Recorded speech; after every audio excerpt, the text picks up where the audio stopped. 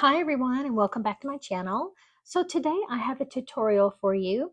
I created this large mailer box from a die that I have from Scrap Diva Designs, and I made this box to hold all the little embellishments that I've been making, which in a couple of days I actually will have a tutorial to show you how to make the embellishments inside.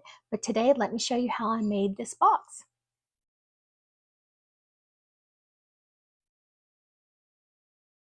So this is the die for the large mailer box from Scrap Diva Designs. I love the size of this because it's just big enough to hold a lot, but it's still cute to sit on your desk or your shelf. And it's also the perfect size to give to a friend or some of your crafty friends that you do swaps with. Here I'm just going to run all of the pieces through my die cutting machine, and I do use a 110-pound card weight for the box itself so that it's nice and sturdy, and then I use regular 65-pound cardstock or pattern paper for the decorations on top. So I'm going to run this through my die machine, and then in a few minutes I'll be ready to put it together.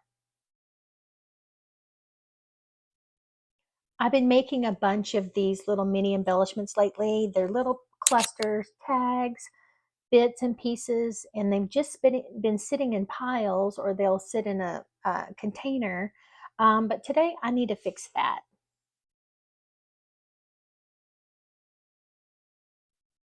So I decided to decorate this using the same paper that matches the embellishments inside. That way the entire thing is very cohesive and goes together. And just in case I do want to give us it a gift, everything matches and it'll look extra cute.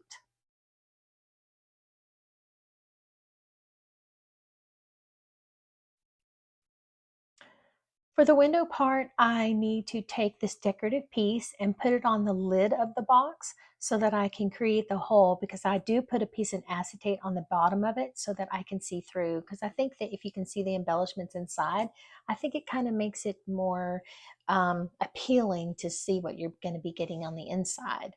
So I cut out the hole, and then I cut a piece of acetate that matches this size, and then I'm going to glue it to the bottom of this lid before I attach it to the bottom of the box. So what I am doing here is I'm actually making the decorative piece that's going to go on top of the box. And in order to line up the holes to match, I traced it with the pen, and then I'm going to cut it out here. And this actually goes on top of the lid, so I have a decorative piece of paper. And then on the bottom of this hole, of course, I have the acetate piece.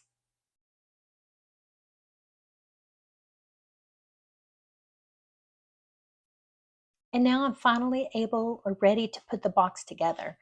So she recommends that you cut just a tiny bit more on these little edges before you fold everything together. So I did that. So I go ahead and I fold on where all these score marks are. And then I take the lid and I'm going to go ahead and add the decorative pieces now. And I did decide that I'm not going to use the two little tuck tabs that go on the sides, because I want to Velcro the box shut. So in a minute, you're going to see me actually cut off the little tab parts. And so here I'm deciding whether or not I put the decorative piece on the lid or the actual box.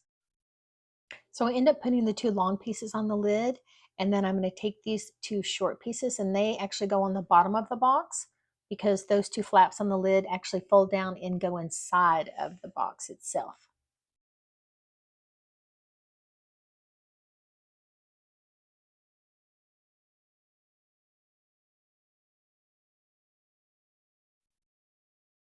Okay, so now I'm ready to glue everything together.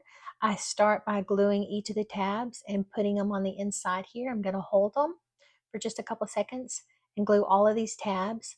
And again, because I'm not going to tuck the lid into the bottom of the box, I don't have to create a little space. So I just glue the whole thing down, and I'm going to fold this extra piece over the top so it creates the bottom of the box completely sturdy.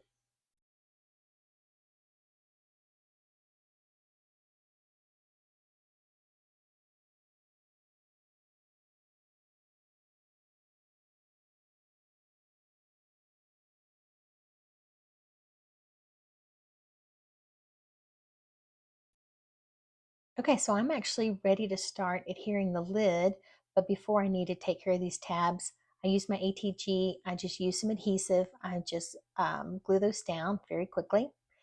And then for the lid of the box, I'm going to use a combination of ATG gun, my tape, and liquid glue.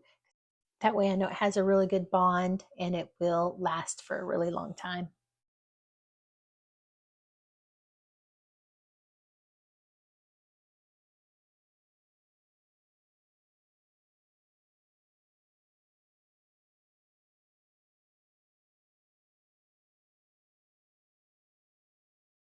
Okay, I'm happy with that fit. And so here is where I decide to go ahead and cut the tabs off because I think that it makes more sense for easy opening and easy closing to add a piece of Velcro or a couple of pieces of Velcros. That way I can just Velcro the front together and it just lifts up and closes really, really easy. Okay, here's the decorative piece I need to add to the top. I'm just going to really quickly adhere that. And then the next step is that I need to get a piece of acetate and attach it to the bottom of this lid.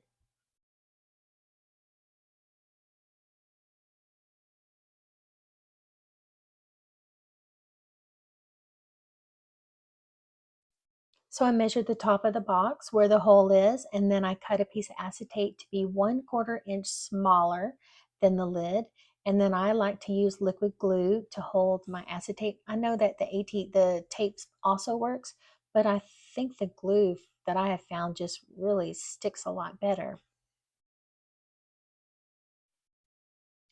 I originally just used one piece of Velcro or one set right in the middle, but then I realized one just doesn't work. So instead of one in the middle, I think next time I'm just going to put two on the sides of it. But here I end up putting three because the one didn't quite work for me. And it just does stick out just a little bit on the side. So I'm thinking also that maybe next time I could do a little bit of a magnet, really, really thin magnets, but the Velcro I think does work really well too. So the box is all finished and put together, and now I just need to decorate the very top. These are my leftover pieces that I have from making all of my embellishments that go inside. And I was hoping that I have enough to actually decorate the outside of the box, which I do end up having. I just kind of play around with a couple of flowers and a couple of extra little pieces to decorate here in this left-hand corner. And then I think I need something also in the bottom right-hand corner too, which I think would really kind of balance it.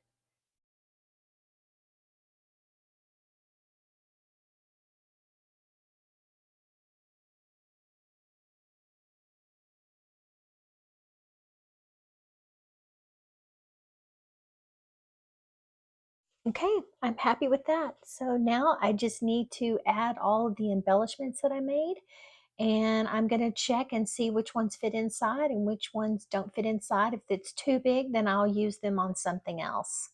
But this, like I said, this box actually holds quite a few embellishments. And actually, you can put so many more other things in here. You could also add some ribbon, some maybe a little package of beads or other little goodies inside.